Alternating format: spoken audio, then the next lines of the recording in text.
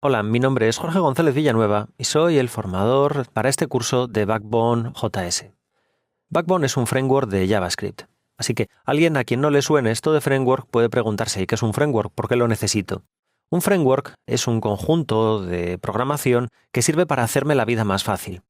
Cuando estoy desarrollando aplicaciones es normal que haya ciertas tareas que se repitan una y otra vez. Esas tareas a veces tienen una sola línea, pero otras veces tienen un conjunto de líneas más grandes. Eso hace que mi código aumente y aumente y aumente de tamaño y además encima con ciertas funciones que son completamente repetitivas. Pues esto es lo que solucionan los frameworks. Nos ofrecen funciones que, llamándolas, ejecutan todas esas líneas, toda esa parte de programación repetitiva. Así que de ese modo no tenemos que reinventar la rueda cada vez que hacemos una aplicación, sino que simplemente utilizamos las opciones que nos ofrece el framework concreto. Así que, ¿qué es Backbone? Bueno, pues es un framework de código abierto de JavaScript que sirve para crear aplicaciones. O sea, que las aplicaciones web, el que cree que haga falta tener una interfaz un poco potente, atractiva, en la que tengamos que mover ciertos elementos, que los datos dependan los de un lugar de las decisiones que se toman en otro lado, para todo este tipo de tareas es para lo que es ideal Backbone. Está basado en el patrón Model View Controller, o sea, que por un lado vamos a tener lo que son los modelos de datos, por otro las vistas y por otro el controlador, así que tendremos un código muy bien separado, muy bien distribuido. ¿Y por qué este framework en concreto? Bueno, pues en principio porque es un framework open source, que además es muy pequeño y es muy flexible, y esto está muy bien porque voy a poder hacer todo tipo de tareas diferentes con él. En realidad son muy pocas líneas de código, es muy ligero y entonces eso hará que realmente no me haga la tarea automáticamente, pero a cambio, sin embargo, lo que va a hacer lo va a hacer muy bien y me va a dar muchas opciones distintas para luego yo crear todo tipo de trabajos, todo tipo de aplicaciones finales. Está muy bien estructurado y es muy abierto, lo cual además hará que lo poco que hace lo va a hacer bien y además va a ser fácil programar con él. Además está muy bien documentado y esto ayuda mucho porque así la curva de aprendizaje es muy rápida. Y luego por último también tiene muy buen rendimiento, lo cual lo convierte en una opción muy interesante cuando trabajemos con aplicaciones que tengan que correr en entornos que no tengan unos rendimientos altos.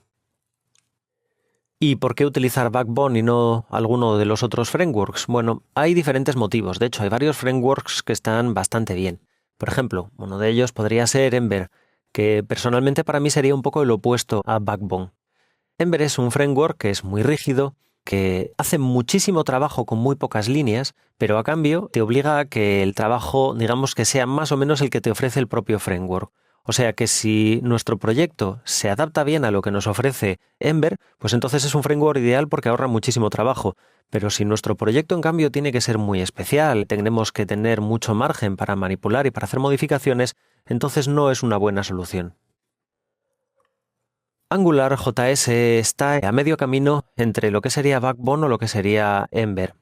De hecho, es un framework que es bastante grande, que ofrece muchas posibilidades, que es bastante flexible, aunque no tanto como Backbone, que nos simplifica también la tarea, pero que a cambio tiene una curva de aprendizaje mucho más alta que Backbone. Por otro lado, la documentación tampoco es tan clara como la de Backbone. No tiene tan buen rendimiento como Backbone porque siempre es un poco más pesado, así que para ciertas tareas sencillas, por ejemplo, no tiene sentido utilizarlo.